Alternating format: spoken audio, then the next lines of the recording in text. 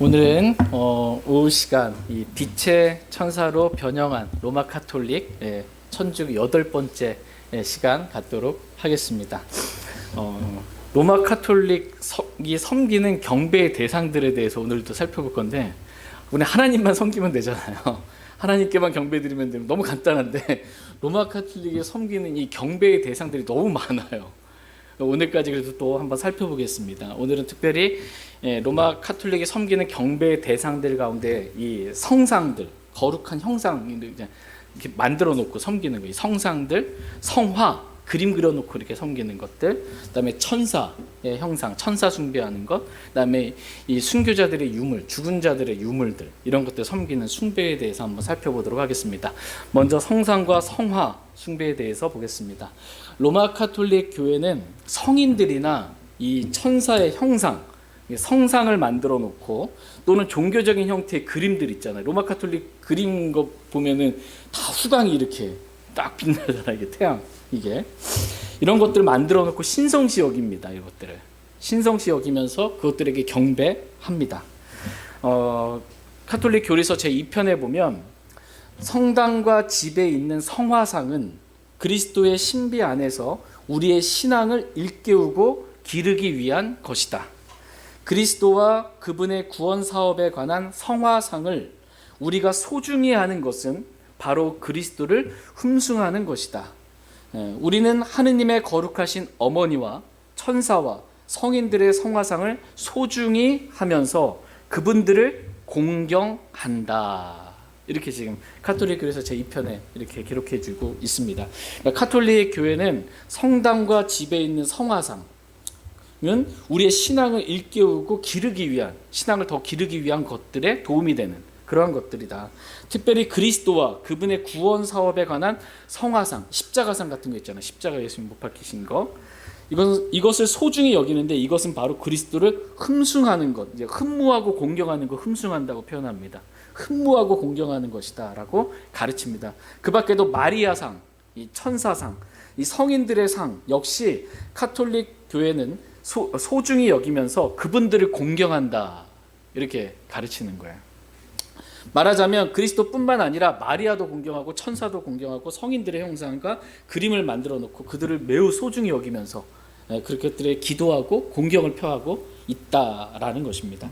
카톨릭 교회에서 제2편에 보면 하느님의 영감을 받은 우리 교부들의 가르침과 카톨릭 교회의 전승에 따라서 우리는 다음과 같은 사항을 확실하고도 명확하게 결정한다.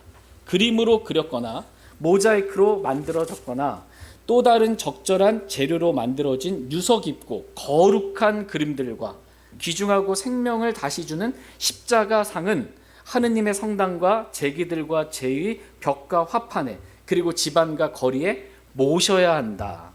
그리고 하느님이시며 구세주이신 우리 주 예수 그리스도의 형상이나 천주의 지극히 거룩하신 모친이신 동정 마리아의 성화상이나 거룩한 천사들과 모든 성인들의 성화상도 마찬가지이다, 이렇게 말합니다.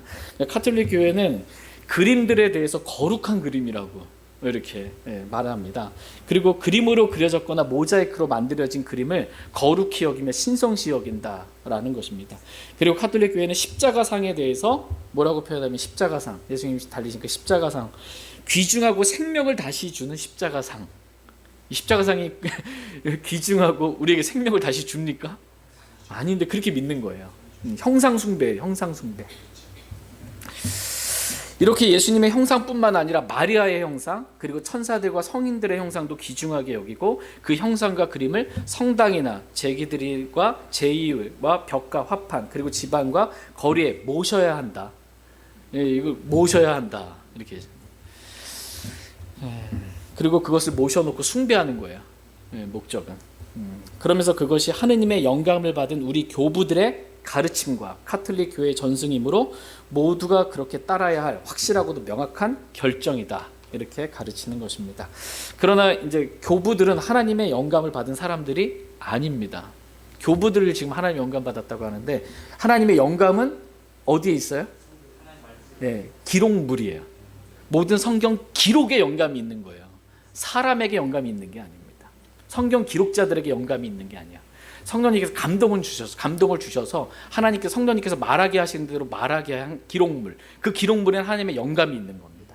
영감은 사람이 아니라 기록물에 있습니다. 교부들에게 있는 것이 결코 아닙니다.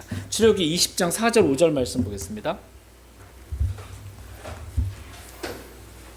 출애굽기 20장 4절 5절 말씀. 성경은 뭐라고 말씀하시는지. 카톨릭에서 지금 성상, 성화 뭐 이런 형상들 놓고 섬기고 모시고 경배해야 된다. 그런데 성경은 뭐라고 말씀하시는지 출애굽기 20장 4절 5절 말씀 보겠습니다.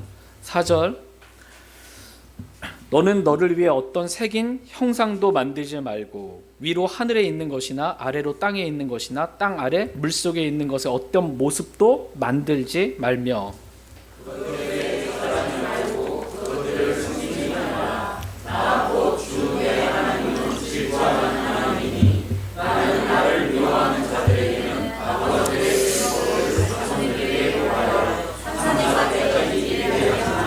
예, 하나님께서는 지금 너무나 분명한 말씀으로 어떤 새긴 형상도 만들지 말라. 어떤 형상도 만들지 말라. 이렇게 말씀하십니다. 하늘에 있는 것이나 땅에 있는 것이나 땅 아래 물속에 있는 것에 어떤 모습도 만들지 말라. 이렇게 말씀하고 계십니다. 그리고 그것들에게 절하지 말고 그것들을 섬기지 말라고 하나님은 분명하게 말씀하고 계십니다. 그런데 로마 카톨릭, 이 천주교는 이러한 하나님의 말씀을 정면으로 어기는 거예요. 지금 정면으로 어기고 형상을 만들고 그것들에게 절하고 그것들을 섬기라고 지금 성경과 완전히 다르게 가르치고 있는 것입니다. 그렇게 하나님 말씀을 어기는 거 있죠. 이건 하나님을 미워하는 것이다. 이렇게 말씀하고 계세요. 하나님 말씀을 어기는 건 하나님 미워하는 거예요. 이렇게 하나님을 말씀을 어기고 하나님 미워하는 자들에게는 하나님께서 3, 4대까지 벌하시겠다라고 두렵게 말씀하고 계십니다. 신명기 16장 22절 말씀 보겠습니다. 신명기 16장 22절 말씀.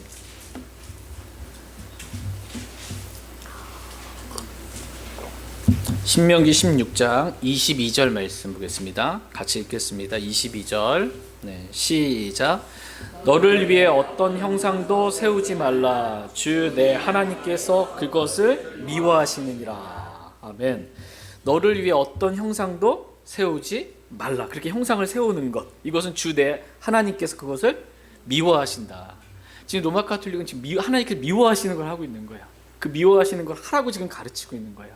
형상들을 만들어 놓고 그 형상에게 기도하고 경배하고 섬기라고 이렇게 가르치고 있는 것입니다. 출애굽기 20장 23절 말씀 보겠습니다. 출애굽기 20장 23절 말씀. 출애굽기 20장 23절 말씀 같이 읽겠습니다. 네, 시작. 너희는 나와 견주기 위해 은으로 된 신들을 만들지 말고 너희를 위해 금으로 된 신들도 만들지 말라. 예, 너희는 나와 견주기 위해, 그러니까 하나님이 어떤 분이신가라고 해서 그걸 형상화하는 거예요. 하나님과 같이 형상화시키는 거예요. 하나님을 형상화시키는 것. 그러니까 하나님을 견주기 위해서 은으로 된 그러한 신들을 만들지 말고 너희를 위해 금으로 된 신들도 만들지 말라. 이렇게 말씀하고 계십니다. 하나님은 이 육신의 눈으로 볼 수 없어요. 하나님 영이세요. 눈에 보이지 아니하시는 하나님을 이 눈에 볼 수 있는 그 어떤 형상으로 이렇게 형상화해서 그것을 신이라고 해서 이렇게 하나님처럼 섬기지 말라는 것입니다. 그렇게 하는 것은 썩지 아니할 하나님의 영광을 썩을 사람의 형상으로 바꾸는 어리석은 죄라는 것입니다. 다시 로마서 1장 말씀 보겠습니다.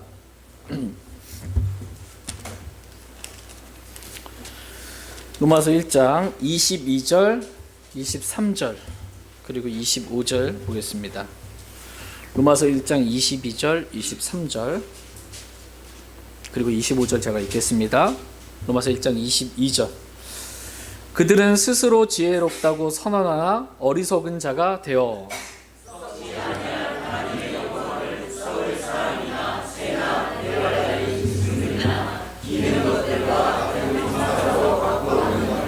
25절. 그들은 하나님의 진리를 거짓으로 바꾸고 창조자보다 창조물을 더 경배하며 섬겼느니라. 그러나 하나님은 영원히 찬송받으실 분이시리라. 아멘.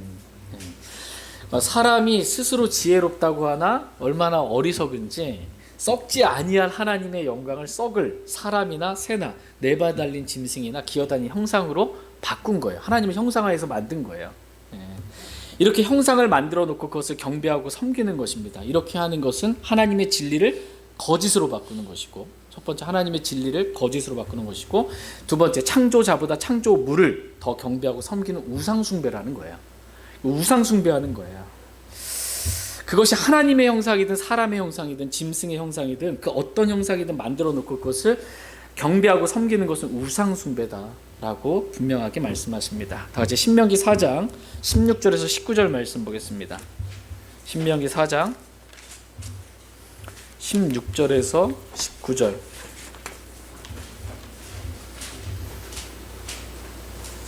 신명기 4장 16절에서 19절 말씀. 신명기 4장 16절. 너희가 스스로 부패하여 너희를 위해 새긴 우상 곧 어떤 형상의 모습 즉 남자나 여자의 모습이나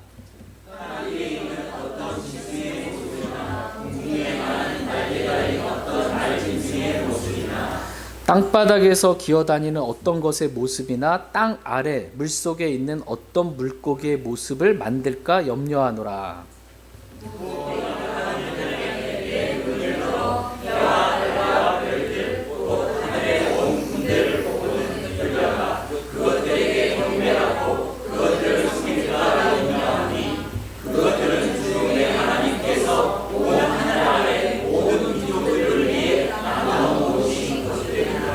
네, 성경은 이 어떤 형상의 모습이든지 그것이 사람이든 짐승이든 공중의 날짐승이든 물고기든 해와 달과 별들의 형상이든 그 모든 형상은 너희를 위해 새긴 우상이라고 말씀하고 있어요. 형상은 뭐라는 거예요? 우상이다. 우상이다. 이렇게 어떤 형상을 만들어 놓고 그것을 종교적인 어떤 신앙의 형태로 섬기는 것, 이것이 우상숭배다라는 것입니다. 일반적인 사전도 우상이 무엇이고 또 우상 숭배가 무엇인지 다음과 같이 사전이 정의를 내려주고 있어요. 우상이 뭐냐 했을 때 우상은 목석이나 세부치로 만든 상, 신앙의 대상이 되는 상이라고 한국어 대사전에서 정의 내리고 있습니다. 그게 뭐 나무나 돌이나 세부치로 어떤 걸 만들어 놓는 상이 있죠. 그게 우상이라는 거예요. 그 우상 숭배는 뭐냐? 우상 또는 우상적인 감각적 대상, 곧 영물이나 주물을 종교적인 대상으로 숭배하는 일, 어떤 형상을 만들어 놓고 종교적인 대상으로 숭배하는 것, 그리고 어느 특정한 인물을 절대자로 존중하는 일, 이것이 우상숭배다라고 이렇게 사전적으로 정의 내리고 있습니다. 네? 질문. 예, 갑자기. 예. 뭐 동상은 만들 수 있죠. 우리 어제 뭐 만들 수는 있는데 이것을 영적인 어떤 숭배의 대상으로 하는 거는 우상 숭배이죠. 그래서 만약에 그림까지 다 뭐 그림을 그렸는데 성화로 그려놓고 그 그림을 섬기는 것, 그 그림을 위해서 놓고 기도하고 뭐 마리아의 그림이든 천사의 그림이든 어떤 성인의 그림이든 이렇게 하는 거는 문제가 되겠지만 뭐 어떤 그림을 자체를 뭐 풍경화를 그리고 막 이런 것 자체가 문제가 되는 건 아니죠. 종교적인 대상으로 이렇게 섬기는 건 우상 숭배다라는 것입니다. 이렇게 가톨릭 교회는 하나님께서 보시는 성경적인 정의와 또 사람이 일반적으로 보는 사전적인 정의 모두에 비추어 볼 때 지금 우상을 만들어 놓고 우상 숭배하고 있는 거예요. 근데 가톨릭 이 천주교에서는 자기가 우상 숭배한다고 생각을 해요? 자, 하나님 섬긴다고 생각하는 거야. 근데 실제는 뭐예요? 성경에 따르면 우상 숭배하고 있는 거예요, 지금. 하나님 말씀과 다르게 우상 숭배하고 있는 거예요. 우리가 하나님 섬기는 게 아니에요. 우상 숭배하는 것입니다. 근데 이걸 가리고 싶잖아. 자기네들은 우상 숭배하는 게 아니라고. 가톨릭에서 가리고 싶으니까 여러분 십계명 아시죠? 십계명의 두 번째 계명이 뭐냐면 우상을 섬기지 말라. 우상 숭배하지 말라는 계명이에요. 근데 천주교에서 말하는 십계명 있죠. 거기에는 이 두 번째 계명 우상 숭배하지 말라는 계명이 없습니다. 천주교가 만들어 놓은 십계명에는 두 번째 계명 우상 숭배가 없어요. 그럼 하나 빠졌으니까 10계명 중에서 하나 빠졌으니까 9개잖아요.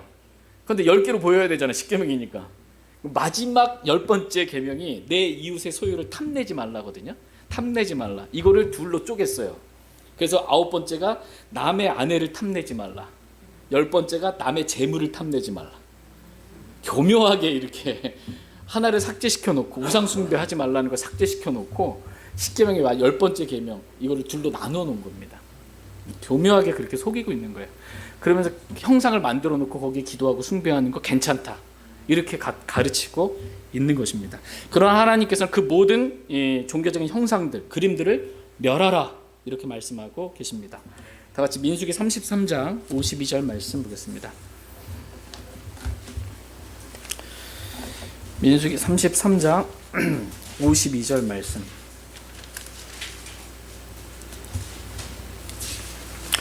민수기 33장 52절 말씀. 52절 같이 읽겠습니다. 시작. 그 땅의 모든 거주민들을 너희 앞에서 몰아내고 그들의 모든 그림들과 부어 만든 그들의 모든 형상들을 멸하며 그것들의 모든 상상들을 완전히 허물고. 여기서 보면 그림들이 나와요. 그들의 모든 그림들과 부어 만든 그들의 모든 형상들을 어떻게 하래요? 멸하래요. 왜? 이게 그림이 이 형상이 우상 숭배에 쓰이기 때문이에요. 그래서 멸하라는 것입니다. 열왕기하 18장 4절 말씀 보겠습니다. 열왕기하 18장 4절.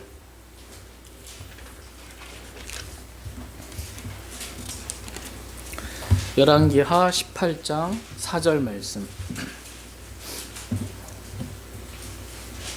열왕기하 18장 4절입니다. 네. 시작. 그가 산당들을 제거하고 형상들을 깨뜨리며 작은 숲들을 베어내고 모세가 만든 놋뱀을 부수어 산산조각 내었으니 이는 그때까지 이스라엘 자손이 그 뱀에게 분향하였기 때문이더라. 그가 그 뱀을 누스탄이라 하였더라. 지금 민수기 21장에서 이스라엘 백성이 광야 생활 가운데서 빵과 물이 없다고 이렇게 불평할 때 하나님께서 불뱀을 보내셔서 불평하는 사람들을 이렇게 물어서 죽게 만드셨습니다.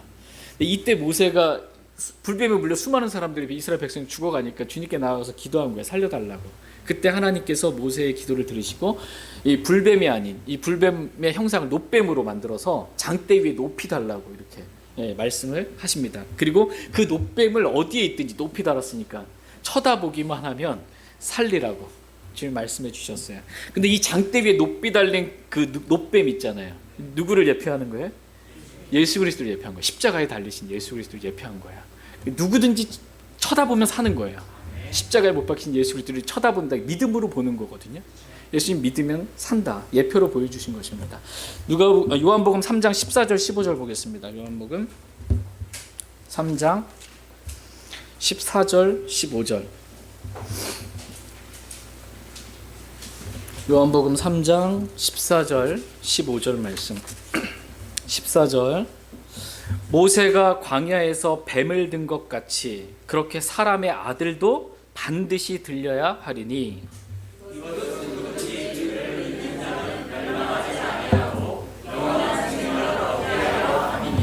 아멘. 모세가 광야에서 뱀을 든 것 같이 사람의 아들이신 우리 주 예수 그리스도께서도 반드시 십자가에서 그렇게 높게 들려야 한다라는 것입니다.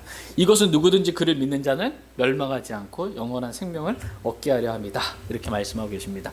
그런데 이스라엘 백성이 이렇게 우리 주 예수 그리스도를 예표하는 이 놋뱀을 히스기야 왕 시대까지 그 놋뱀을 이렇게 놓고 그 앞에서 분향하고 경배한 거예요. 놋뱀에게. 마치 이 놋뱀에게 그 무슨 놀라운 그 효능이 나오는 것처럼 생각을 한 거예요. 왜? 그 당시에는 쳐다보면 살았거든요. 그 효능이 있어 보이는 거예요. 이거를 이 놋뱀을 섬긴 겁니다. 이게 우상 숭배이기 때문에 히스기야 왕은 그 놋뱀을 산산조각 내버린 거예요. 형상을 부숴버린 겁니다. 이게. 그리고 그 놋뱀을 뭐라고 불러요? 누스탄이라고 이렇게 부른 거예요. 누스탄 뜻은 뭘까요? 놋. 맞아요, 노시. 이게 뭐 엄청난 대단한 힘이 있는 게 아니라 노시야. 노세 불과하다는 거예요. 아무것도 아니라는 거예요. 이런 것들을 우리가 경배해야 될 그러한 대상이 아니다라는 것입니다. 이와 같이 하나님께서는 어떠한 형상이든지 그것이 그림이든지 그 모든 형상과 그림을 하나님 멸하시기를 원하십니다. 왜냐하면 그렇게 하는 것, 형상을 만들고 그림을 그려놓고 그것을 섬기는 것, 이게 우상 숭배이기 때문에 또 이것은 마귀들과 교제하는 것이기 때문에 멸하시기를 주님 원하십니다. 다 같이 고린도전서 10장 19절 20절 보겠습니다. 고린도전서 10장 19절 20절. 고린도전서 10장 19절 20절입니다. 19절.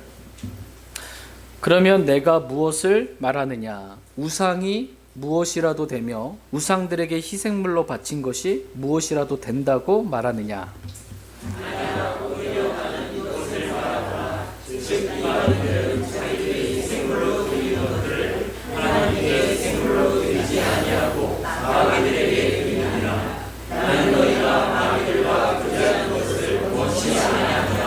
예, 이방인들은 자기들이 희생물로 드리는 것들을 하나님께 희생물로 드리지 아니하고 누구에게? 마귀들에게 드리는 것이다. 이렇게 말해요. 이방인들이 제사 지내는 거 있죠. 누구한테 한다라는 거야? 마귀들에게 하는 거다. 이렇게 성경은 말씀하고 계십니다. 나는 너희가 마귀들과 교제하는 것을 원치 아니하노라. 이렇게 말씀하십니다. 하나님께서는 가톨릭 교회가 어떤 형상과 그림을 만들어 놓고 그것들에게 기도하고 그것들을 섬기는 것과 관련하여 그것은 우상 숭배다. 그리고 그 우상 숭배 가운데는 뭐예요? 경배받기를 원하는 이 마귀가 있는 거예요. 그건 마귀와 교제하는 것이다 라고 말씀하고 계십니다. 그러므로 모든 형상과 그림들을 멸하라. 이렇게 말씀하십니다. 이제 천사 숭배에 대해서 로마 가톨릭 섬기는 천사 숭배에 대해서 한번 보겠습니다. 가톨릭 교회는 마리아나 성인들뿐만 아니라 천사의 형상도 만들어 놓고 그것들을 숭배합니다. 가톨릭 교회서 제2편에 보면 우리는 하느님의 거룩하신 어머니와 천사와 성인들의 성화상을 소중히 하면서 그분들을 공경한다. 이렇게 말합니다. 천사들을 어떻게 해요? 공경한다라는 겁니다. 제2차 니케아 공회에 있었던 걸 보면 그림들과 십자가상은 하느님의 성당과 제기들과 제의 벽과 화판에 그리고 집안과 거리에 모셔야 한다. 동정 마리아의 성화상이나 거룩한 천사들과 모든 성인들의 성화상도 마찬가지다. 그렇게 모셔야 한다라는 것입니다. 골로새서 2장 18절 말씀 한번 보겠습니다. 성경은 뭐라고 말씀하시는지 천사 숭배와 관련해서 골로새서 2장 18절 골로새서 2장 18절 말씀 같이 읽겠습니다. 네, 시작. 아무도 꾸며낸 겸손과 천사 숭배로 너희를 속여 너희 보상을 빼앗지 못하게 하라. 그런 일을 하는 자는 자기가 보지 아니한 그것들 속으로 들어가 자기의 육신적 생각으로 말미암아 헛되이 우쭐대며. 지금 여기서 천사 숭배가 나와요. 하나님께서는 아무도 천사 숭배로 너희를 속여 너희 보상을 빼앗지 못하게 하라. 이렇게 말씀하고 계십니다. 한마디로 천사를 숭배하는 거 있잖아요. 이것은 속는 거예요. 첫 번째 속는 것, 두 번째 보상을 빼앗기는 것. 이기 때문에 천사를 숭배하지 말라라는 것입니다. 천사에 대해 성경 뭐라고 말씀하시는지 히브리서 1장 보겠습니다. 히브리서 1장 13절 14절 한번 보겠습니다. 천사는 숭배의 대상이 아니에요. 히브리서 1장 13절 14절 13절 그분께서 어느 때 천사들 중 누구에게 내가 내 원수들을 내 발받침으로 삼을 때까지 내 오른쪽에 앉아 있으라 하고 말씀하셨느냐.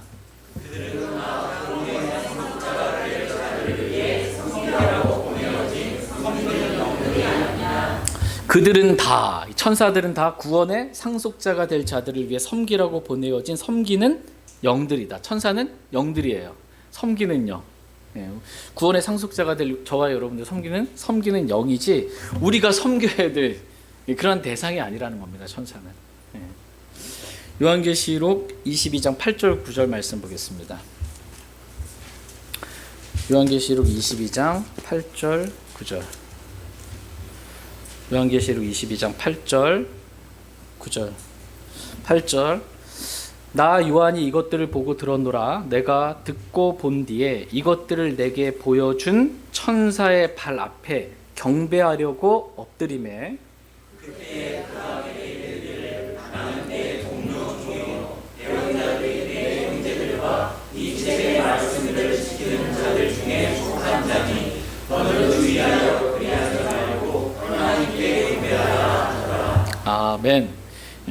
하나님께서 요한에게 천사를 통해서 요한계시록에 기록된 놀라운 일들을 보여주셨습니다. 그래서 요한이 자기의 이렇게 놀라운 일들을 보여준 천사의 발 앞에 지금 엎드려서 경배하려고 하는 거예요. 그랬더니 그 천사가 너는 주의하여 그리하지 말고 하나님께 경배하라 이렇게 말씀하고 계십니다.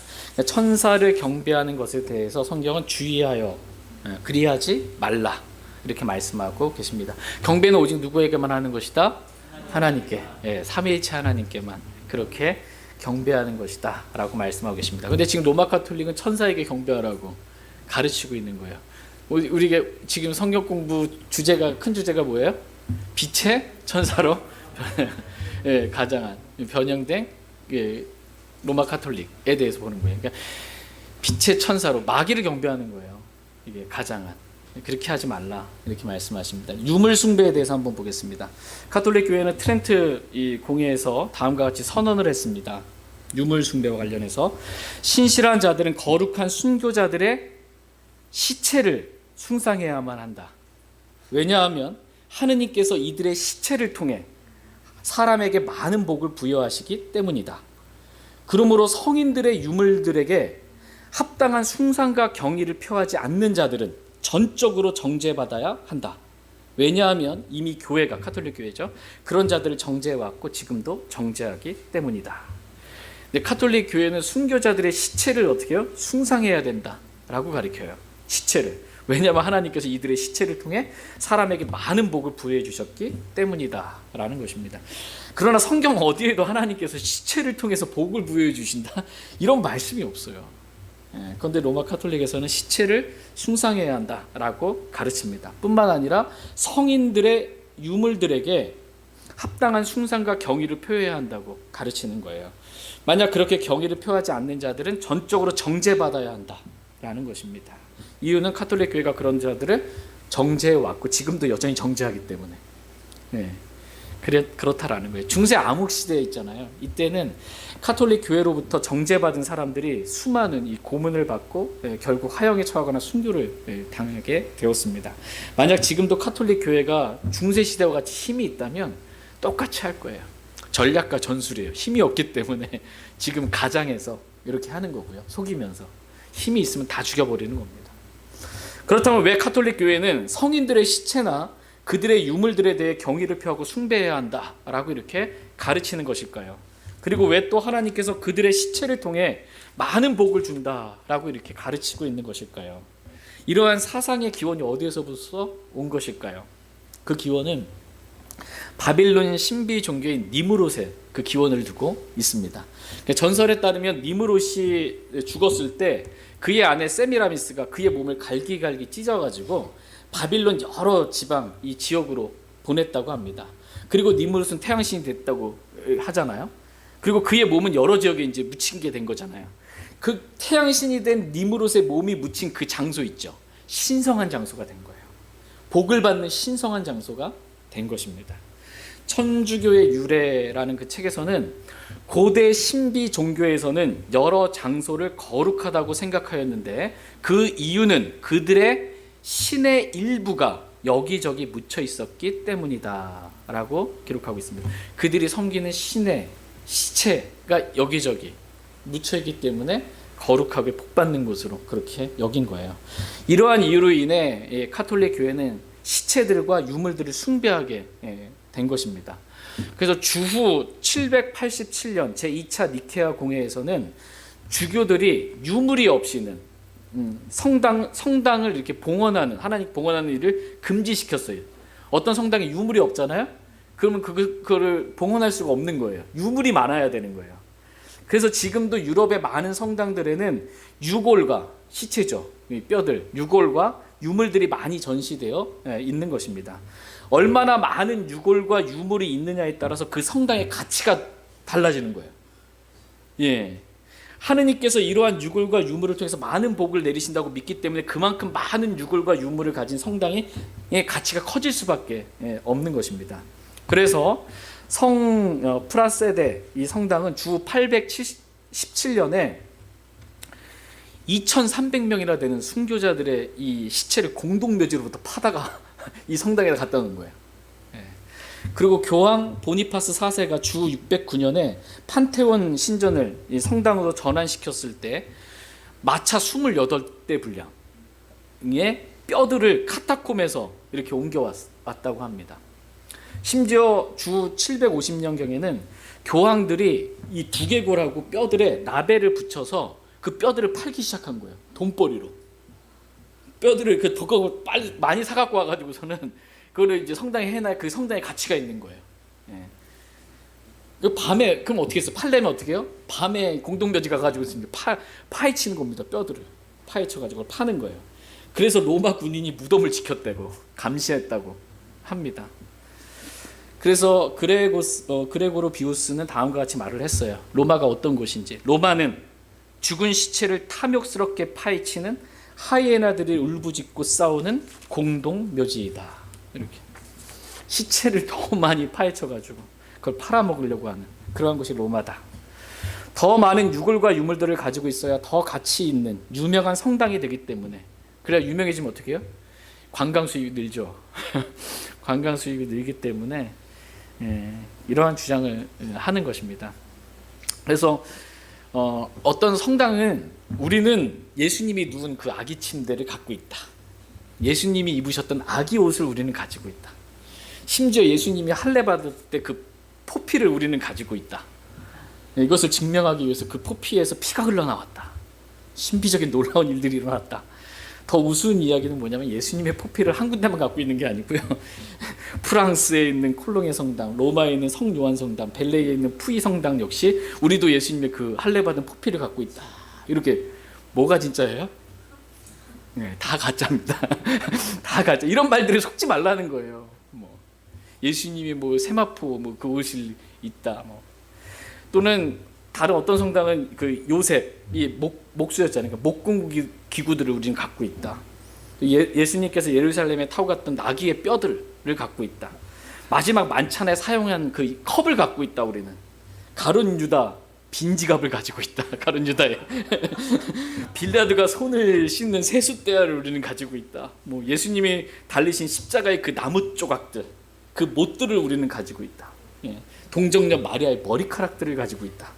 심지어 예수님이 빤 우유통을 우리는 가지고 있다. 그럼 말도 안 되는 것들을 지금 우리는 이런 것들을 갖고 있기 때문에 우리 성당은 가치 있는 성당이고 우리 성당이 오면 복 받는다 이런 거예요. 시체들과 유물들. 이러한 유물들에 대해서 카톨릭 백과사전도 다음과 같이 인정을 해요.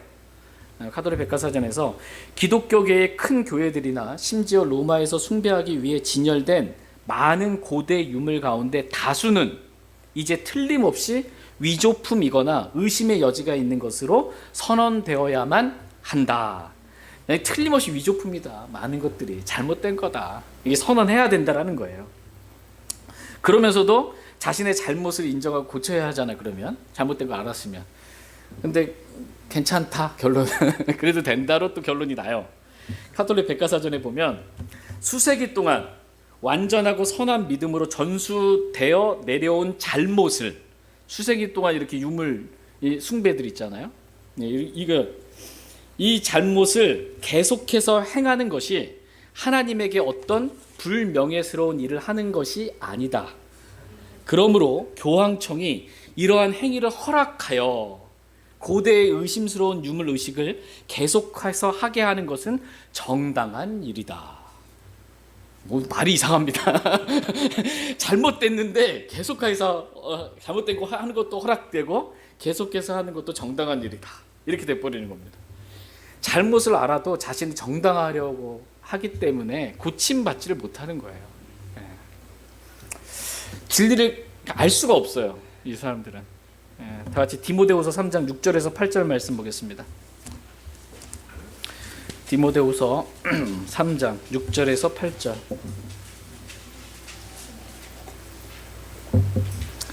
디모데후서 3장 6절에서 8절.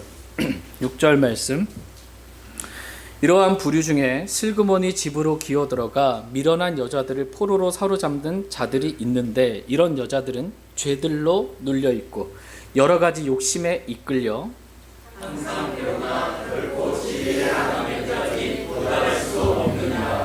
한편 얀네와 얀브레가 모세를 대적한 것 같이 그렇게 이들도 진리를 거역하는데 이들은 마음이 부패한 자들이요 믿음에 관하여는 버림받은 자들이니라. 예. 우리는 여기서 항상 배우나 결코 진리를 아는 데까지 도달하지 못한 사람들을 보게 됩니다. 원래 항상 배우면 진리를 도달하는 게 맞아요. 근데 항상 배우는데도 진리를 아는 데까지는 도달하지 못한 거예요. 진리가 뭔지 몰라요. 이유가 뭐예요? 여기서 보니까 죄들에 눌려 있고 여러 가지 욕심에 이끌려서 항상 배우나 진리를 아는 데까지는 도달하지 못했다라는 것입니다. 이렇게 진리를 거역하기 때문에 진리를 인정하고 순종하지 않기 때문에 자신의 진리의 말씀에 비춰본 자신이 잘못된 거잖아요. 그걸 고쳐야 되는데 그걸 고치지 않는 거예요. 잘못을. 그러니까 진리를 아는 데까지 도달할 수가 없는 것입니다. 이러한 자들의 마음은 부패한 자들이요 믿음에 관하여는 버림받은 자들이다. 이렇게 말씀하고 계십니다. 그러나 저와 여러분들은 정말 주님의 은혜와 긍휼 가운데서 말씀의 빛비침이 있어서 너 그거 잘못하고 있는 거야 라고 이렇게 주님이 알려주시면 우리는 어떻게 해야 돼요? 고쳐야 돼요. 바로 잡혀야 됩니다. 제가 잘못됐습니다. 회개하고 용서를 구하고 정말 주님께 나아가서 바로 잡히는 그런 시간들이 있어야 합니다. 로마 카톨릭은 그렇게 하지 않는 거예요. 지금 다시 고린도후서 13장 8절 말씀 읽고 오늘 말씀 마치겠습니다. 고린도후서 13장 8절 말씀. 고린도후서 13장 8절 같이 읽겠습니다. 시작. 우리는 진리를 대적하는 어떤 일도 할 수 없고 진리를 위해서만 할 수 있노라. 아멘. 우리는 진리를 대적하는 어떤 일도 할 수 없고 오직 진리를 위해서만 할 수 있노라. 저와 여러분이 믿음이 이렇게 되기를 원합니다. 진리를 대적하는 어떤 일도 저는 할 수 없습니다. 진리를 위해서만 살겠습니다. 이렇게 믿음의 고백을 저희 모두가 다 하나님 앞에 주님 앞에 드리기를 원합니다. 제가 기도하고 오성경 공부 마치겠습니다.